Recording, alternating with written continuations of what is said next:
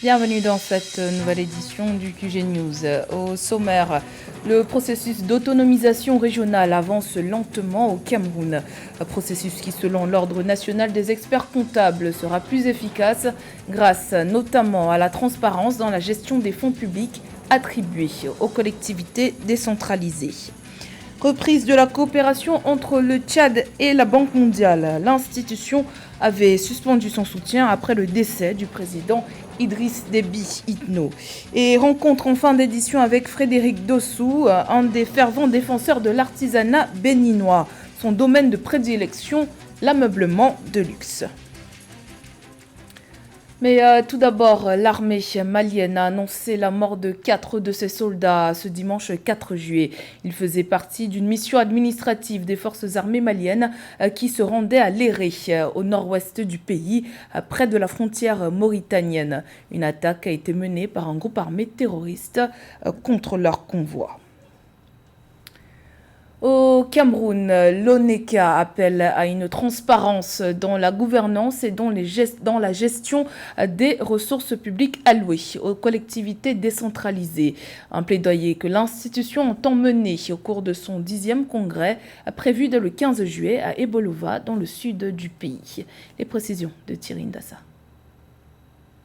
Au Cameroun, l'ONECA, l'Ordre national des experts comptables, entend apporter sa contribution au bon fonctionnement de la décentralisation, désormais en vigueur dans le pays.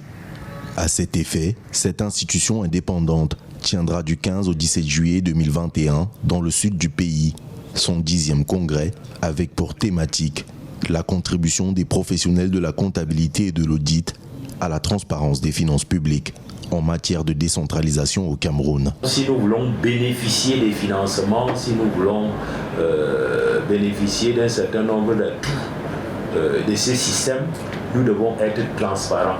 Parce que c'est la transparence qui entraîne la confiance des investisseurs. Donc, je n'aurai jamais de cesse de rappeler que la communauté urbaine qui est ici à Douala a levé des fonds très importants.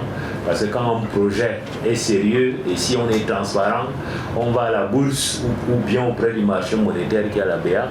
C'est parce qu'on est transparent que ces investisseurs vont vous donner de l'argent. Ce congrès de l'ONECA, placé sous le haut patronage du président de la République du Cameroun, sera décliné en 5 ateliers qui auront pour objectif de garantir la transparence dans la gestion des finances publiques allouées aux collectivités décentralisées.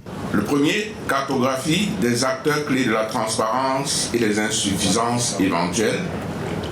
Le deuxième, cibler tous les instruments juridiques de référence au processus de décentralisation pour une meilleure utilisation de la loi cadre.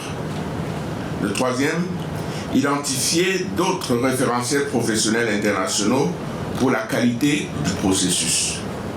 Le quatrième, renforcer la redevabilité traditionnelle par les nouvelles approches permettant une meilleure transparence inclusive à tous les citoyens. Cinquième et dernier, tirer une meilleure conclusion sur le sujet en rendant disponible une documentation utile. L'Ordre national des experts comptables du Cameroun bénéficie d'une solide représentation au sein des comités nationaux, régionaux et internationaux, à l'instar de l'IFAC, la Fédération internationale des comptables, pour une régulation aux standards internationaux. Au Niger, le président Mohamed Bazoum réaffirme ses garanties de sécurité et de relance économique aux populations réinstallées de Barwa. Samedi 3 juillet, il est allé à la rencontre des populations de ce village déserté il y a plus de 6 ans en raison de la menace du groupe terroriste Boko Haram. Reportage de notre correspondant Sadolisé Mokhtar. Village totalement en ruine, habitation effondrée, école à reconstruire, centre de santé et point d'eau à réhabiliter. Bref, tout est à refaire. C'est la triste image que retrouvent les populations de Barwa, un village frontalier du Nigeria, à l'extrême sud-est du Niger, à 135 km de Difa et 3 km du lac Tchad. Le village avait été abandonné depuis 2015 par les habitants, terrorisés par les attaques récurrentes de la nébuleuse Boko Haram dans la zone. Aujourd'hui, Barwa est en train de renaître grâce au retour au bercail des hommes, femmes et enfants du dit village. Ça fait 6 ans, le village a déserté depuis 2015. Le village s'est installé en Gagam, ensuite 3 ans après, il s'est installé à Awaridi, à côté de Difa.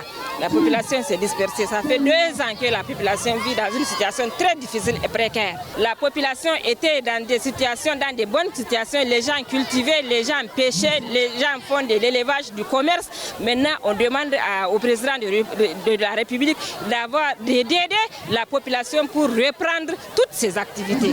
Afin de constater de visu le déroulement des opérations de retour des populations déplacées dans leurs localités respectives, le président de la République en visite de travail dans la région depuis le 1er juillet 2021 a été l'hôte des habitants de Barwa. Mohamed Bazoum est venu rassurer ses habitants des nouvelles mesures sécuritaires prises pour les mettre à l'abri des attaques de Boko Haram et ainsi relancer les activités socio-économiques.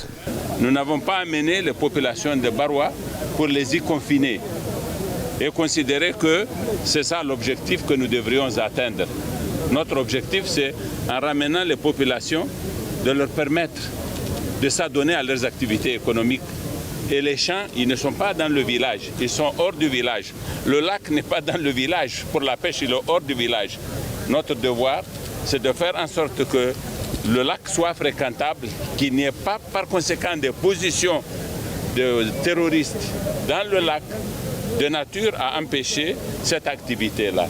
Qu'il n'y ait même pas des mouvements de nature à empêcher l'activité en question. C'est pareil pour l'agriculture, c'est pareil pour l'élevage. Il faut noter que Barwa est le village test pour le retour de tous les déplacés internes dans leur village d'antan. Rappelons aussi que près de 6 000 personnes originaires du village de Barwa et 18 autres villages ont rejoint leur terroir grâce à ce programme qui vise à réinstaller environ 130 000 déplacés de la région de Difa, recasés pour la plupart dans des camps de réfugiés. La Banque mondiale, de nouveau disposée à collaborer avec l'État tchadien. L'institution reprend ses activités en faveur du pays après quelques mois de rupture suite à l'arrivée des nouvelles autorités de transition ayant succédé au président Idriss Déby Itno, décédé en avril dernier. La coopération reprend donc avec la Banque mondiale et plusieurs financements sont d'ores et déjà annoncés. Reportage signé Mahamat Ramadan, commentaire Paul-Marcel Mayaki. Après avoir suspendu ses opérations avec le Tchad en avril dernier, la Banque mondiale a annoncé vendredi 2 juillet 2021 la reprise des activités avec le pays. Une décision qui fait suite à l'évaluation profonde du climat politique interne et des institutions de la transition par une mission d'experts internationaux. Les projets et programmes de développement engagés en partenariat avec la Banque mondiale vont pouvoir bénéficier à nouveau des financements nécessaires à leur mise en œuvre. Le gouvernement, l'opposition, la société civile et le secteur privé ont été consultés. À la suite de la mission d'évaluation, le management de la Banque mondiale a décidé de reprendre ses opérations. Les autorités de la transition ont salué cette décision de la Banque mondiale et comptent soumettre très rapidement à l'institution financière des projets en préparation estimés à près de 800 millions de dollars. Ces projets concernent les secteurs stratégiques pour le développement socio-économique du pays comme l'énergie et l'accès à l'eau potable. Après cette réunion, je puis vous annoncer que nous pouvons rapidement engager les projets en préparation à hauteur de pratiquement 785 millions de dollars, près de 800 millions de dollars, ce n'est pas rien. Et dans les secteurs stratégiques tels que l'énergie, les infrastructures, l'eau, l'éducation, le renforcement des capacités. Par ailleurs, le gouvernement de la transition et les partenaires techniques et financiers du Tchad comptent dans les mois à venir engager la restructuration de tous les projets et programmes de développement en cours dans le pays afin de les adapter aux besoins actuels des populations. Garantir une identité légale à chaque enfant africain, tel était l'objectif de la campagne Mon nom et personne, lancée en juin 2020 par l'UNICEF et l'Union africaine. Un peu plus d'un an après, cette campagne a-t-elle eu les retombées escomptées? Élément de réponse avec Corinne Eyon. 3500 enfants ont récemment reçu à Béni, en République démocratique du Congo, leur certificat de naissance, des enfants qui sont pour la plupart des déplacés de guerre. Au Cameroun, une campagne lancée au sein de la communauté Mbororo dans la région de l'Adamawa va sillonner quelques villages durant l'année 2021 pour remettre 600 actes de naissance à des enfants jusqu'ici sans identité. Les statistiques révèlent qu'à peine la moitié des enfants de moins de 5 ans vivant sur le continent africain sont enregistrés à la naissance.